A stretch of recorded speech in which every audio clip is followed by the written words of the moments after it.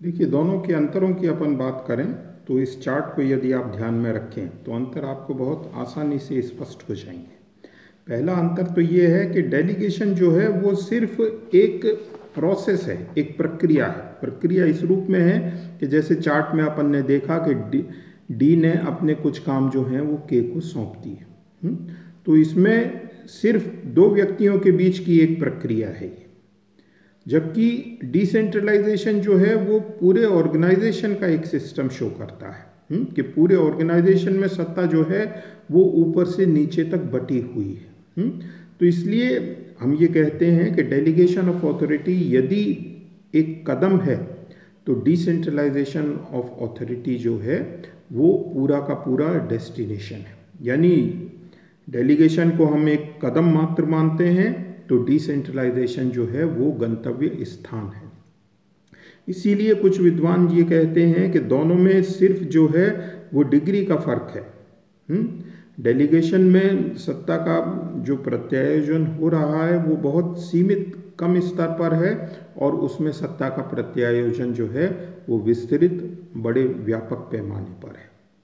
और डेलीगेशन का ही एक्सटेंशन जो है उसी का विस्तार जो है वो डिसेंट्रलाइजेशन भी कुछ विद्वान मानते हैं। फिर देखिए, अगला अंतर ये है कि डेलीगेशन में यदि आप एक दफ़े डेलीगेट कर देते हैं तो अल्टीमेट रिस्पॉन्सिबिलिटी जो है डेलीगेट करने वाले की, यानी जिसने सत्ता का प्रत्यायोजन किया है उसी की बनी हुई है। वो ये कहकर बच नहीं सकता है कि साहब मैंने तो ये काम अपने अधीनस्थ को सौंप दिया था, अब वो ही इसके बारे में जवाब देगा। जैसे चार्ट में अपन ने देखा कि डी ने अगर कोई काम के को सौंपा है तो डी जो है अपने सुपीरियर, अपने बॉस के प्रति जिम्मेदार है। यानी अपने बॉस यानी ए को जवाब तो डी को ही देना पड़ेगा कि साहब उस काम का क्या हुआ। डी ये कहकर अपनी जिम्मेदारी से बच नहीं सकता है कि साहब मैंने तो ये काम के को सौंप दिया था। यानी आप डेलीगेट कर सकते हैं लेकिन अंतिम जिम्मेदारी आप ही की बनी रहती है, ये डेलीगेशन है। जबकि डिसेंट्रलाइजेशन में क्या है कि अंतिम जिम्मेदारी जो है वो उसी व्यक्ति की मानी जाती है जो उस काम को कर रहा है। यानी डिसेंट्रलाइजेशन में अधिकार के साथ साथ उत्तरदायित्व जो है वो भी निचले स्तर तक पहुंच जाते हैं।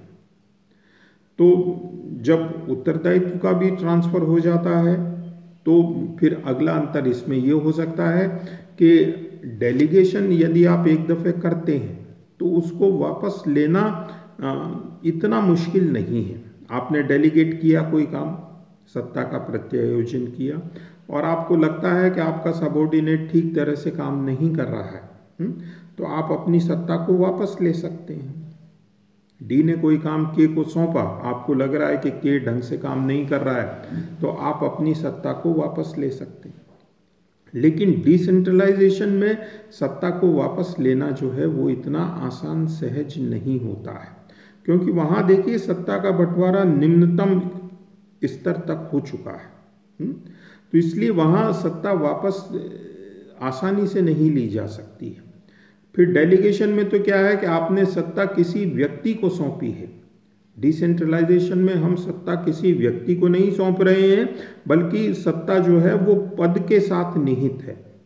तो पद के साथ निहित होने का मतलब ये है कि उस पद पर जो भी आएगा, चाहे वो ए हो, बी हो, सी, डी कोई भी हो, वो उस सत्ता का प्रयोग करेगा। तो इसलिए उसको वापस लेना जो है वो आसान नहीं होता है। तो कुल मिलाकर दोनों में डिग्री का अंतर है। डेलीगेशन में जो चीज़ बहुत सीमित है, बहुत कम है, डिसेंट्रलाइजेशन में वो विस्तृत रूप में है, बड़े पैमाने पर है। इसीलिए डेलीगेशन का ही एक्सटेंशन, उसी का विस्तार जो है वो डिसेंट्रलाइजेशन होता है। तो हर एक संस्था का ये मकसद होता है कि उस संस्था में अच्छी तरह से डिसेंट्रलाइजेशन हो।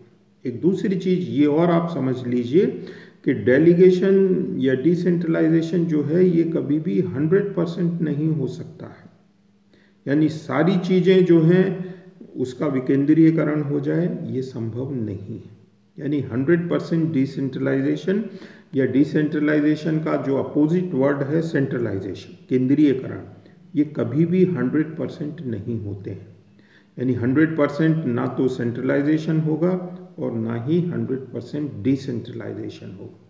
दोनों के बीच की स्थिति रहती है, कहीं पर केंद्रीयकरण का रुख रहता है, कहीं पर विकेंद्रीयकरण का रुख रहता है। तो कुछ चीज़ों में हमको केंद्रीयकरण करना पड़ता है और कुछ चीज़ों में हम विकेंद्रीयकरण करते हैं। तो ये डेलीगेशन ऑफ अथॉरिटी और डिसेंट्रलाइजेशन, इन दोनों के जो हैं वो बेसिक अंतर हुए।